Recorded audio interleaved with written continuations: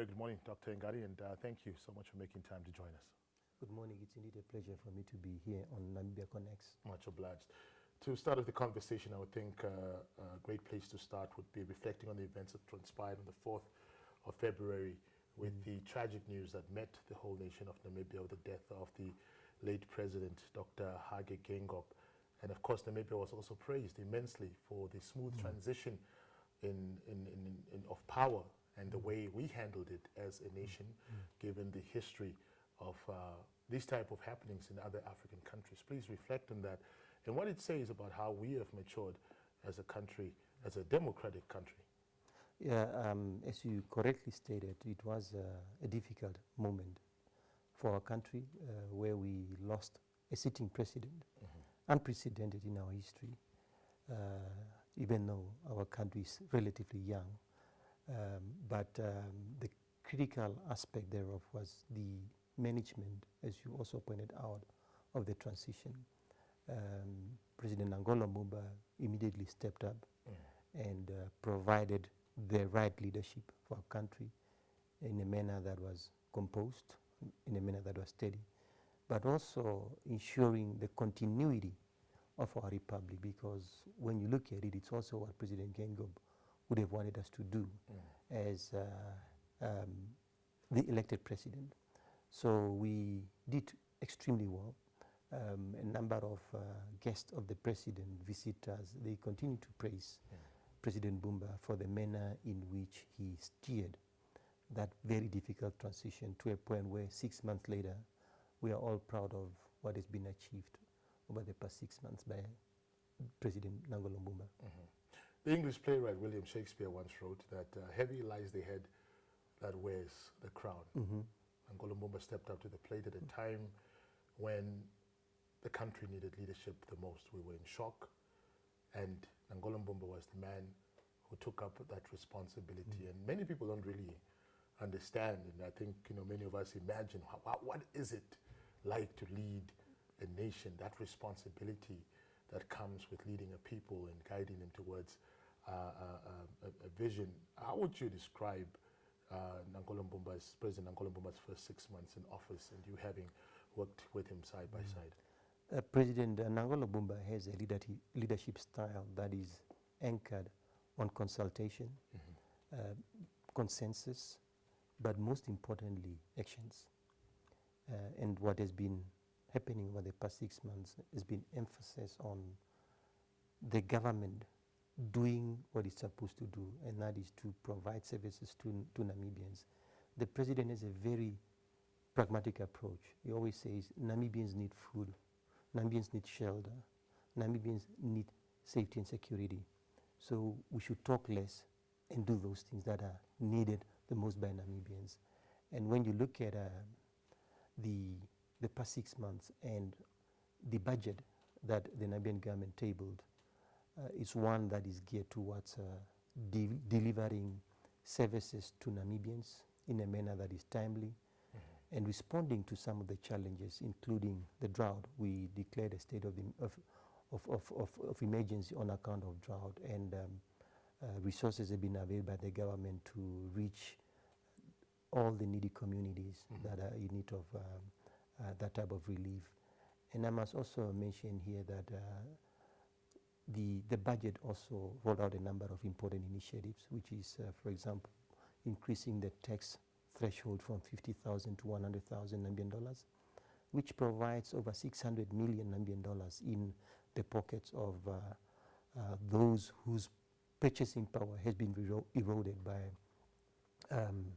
inflation, which of course we are managing in a fairly well, and also COVID-19, which decimated a number of our economic sectors. So the past 6 months have been about ensuring that we re-engineer green schemes, because President Mbumba talks about food security. A country that cannot provide food for its own citizens domestically is one that is facing a difficult future. So we are making progress in terms of food security. As I've said, the green schemes are being re-engineered. Over the past 9 years, when you look at our horticulture sector, there has been vast improvements. Absolutely, Yeah, yeah. so a number of good things are happening. President Ngebo always used to say that there is light at the end of the tunnel, and we should add that it's not the oncoming train. One of his first tasks upon assuming office was to also consult regional leaders, travel to Angola, Botswana, to introduce himself in South Africa, to introduce himself as the new head of state of our republic, and to reassure regional leaders that Namibia is stable, Namibia is focused on the agenda of regional development and stability. That was done in a manner that was quite well appreciated and well received by his regional peers. And I must also mention that the president has been pursuing the agenda of economic diversification, which cabinet has adopted by pushing green hydrogen. And you will recall that the visit of the King of the Belgians was within the framework of advancing our national agenda of green industrialization. And President Mbumba and the King of the Belgians traveled together to Walfish Bay to open that important site where we are demonstrating that green hydrogen is not just a dream, it's a reality. Over 400 jobs have already been created in that sector, permanent jobs. Over $500 million, if I'm not mistaken, has already been invested in a green economy. So these are tangible things that speak to the basic interest of Namibians, for us to diversify economy and for us to be able to create more jobs in order to deal with a crucial challenge, that of youth unemployment. How would you say President Mbumba views his relationship with the public, and has there been a general change in public opinion? It's an excellent relationship. I don't know if you can recall a number of visits that President Mbumba had undertaken to, for example, he was in Katutura recently, went to Vanaheda, from Vanaheda moved to Herero Mall. And just last week, the president met with members of the German-speaking community, because it speaks to his style, a style where it's accessible, open, transparent, and in touch with the needs of the Namibian people. It's not a leader who likes a lot of security and protocol, because he wants to be able to have direct access to Namibians and listen to them and feel the Namibian pulse. And that is done quite successfully. And I think it's one of the reasons also why President Mbumba likes going to regions of the country in order to see for himself what is happening, the lived realities of the Namibian people. There are those who may argue and say, well, it's an election year and it's just a campaigning type of thing that it's doing, but what do you have to say about it? No, it's not about an election, it's not about a campaign. President Mbumba is not a candidate for anything. Of course, he will do his best to assist the governing party, of which he's a key member of, but this is about being in touch with the Namibian people. Don't forget that President Mbumba is a former teacher, and teachers like being in touch with the people, because they are from the people. Lastly, as you rightfully said, the president isn't running for any public office this year. What are his priorities right now as he nears the end of his term? Of course, there's still a few months to go, but what are the main priorities now? And especially given the fact that we are in a very, very key year in terms of elections.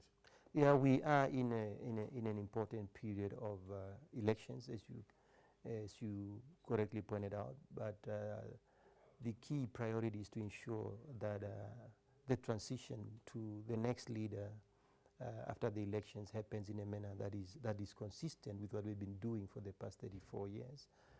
The president is also committed to seeing the majority of Namibians who have registered to vote turning out at the polls on the 27th of November. the President is committed to seeing to it that drought relief is rolled out to various parts of our country in a manner that speaks to the scale of the challenge. Absolutely. You have heard him saying it a number of times that drought relief should not rot in warehouses. It's a disgrace if people appropriate drought relief that is meant for needy communities for themselves. The President is also committed to seeing to it that on green hydrogen, we make major advances come 2025. The President is also committed to seeing to it that our oil and gas sector advances at a pace that speaks to the scale of our developmental challenges, because these are key opportunities in terms of our economic diversification strategy. The President is also committed to seeing to it that some of the infrastructure projects that we have undertaken, they advance in a manner that once again speaks to infrastructure as a catalyst for economic development. And I'm talking about what is in the budget here. We are looking at upgrading our rail infrastructure. Over $6 billion has been set aside in this financial year to improve our rail infrastructure. Over $400 million has been set aside to improve our airport infrastructure. So these are things that President Mbumba would like to see progress in the coming months. And so that will set us on a very good footing in the years to come. Absolutely. Dr. Hengari, thank you so much for your time. Thank I you. appreciate it.